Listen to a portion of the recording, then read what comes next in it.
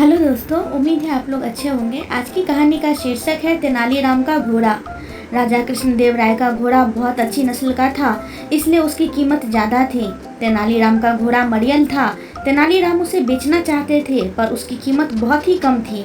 वह चाहकर भी बेच नहीं पा रहे थे। एक दिन राजा कृष्णदेव राय और तेनालीराम अपने अपने घोड़े पर सवार होकर सैर को निकले। सैर के दौरान राजा ने तेनालीराम के घोड़े की मरियल चाल देखकर कहा, कैसा मरियल घोड़ा है तुम्हारा तेनाली। जो कमाल मैं अपने घोड़े के साथ दिखा सकता हूँ, वह तुम अपने घोड़े के साथ नहीं दिखा सकते। तेनालीराम ने राजा को जवाब दिया, महाराज, जो मैं अपने घोड़े के साथ कर सकता हूँ, वह आप अपने घोड़े के साथ नहीं कर सकते। राजा मानने को जरा भी तैयार नहीं थे। दोनों के बीच 100-100 स्वर्ण मुद्राओं की शर्त लग गई।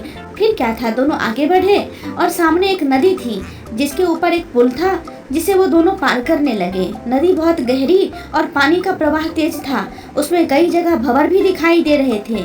एकाएक तेनालीराम अपने घोड़े से उतरे और उसे पानी में धक्का दे दिया। उन्होंने राजा से कहा, महाराज, अब आप भी अपने घोड़े के साथ ऐसा ही करके दिखाइए। मगर राजा अपने बढ़िया और कीमती घोड़े को पानी में कैसे धक्का दे सकते थे। उन्होंने तेनालीराम से कहा, नहीं नहीं, ये मुझसे नहीं होगा। मैं मान गया कि मैं अपने घोड़े के साथ वह करतब नहीं दिखा सकता जो तुम दिखा सकते हो। राजा ने तेनालीराम को 100 स्वर्ण मुद्राएं दे दी। राजा ने तेनालीराम से पूछा, तेनाली, तुम्हें ये विचित्र बात सूझी कैसे?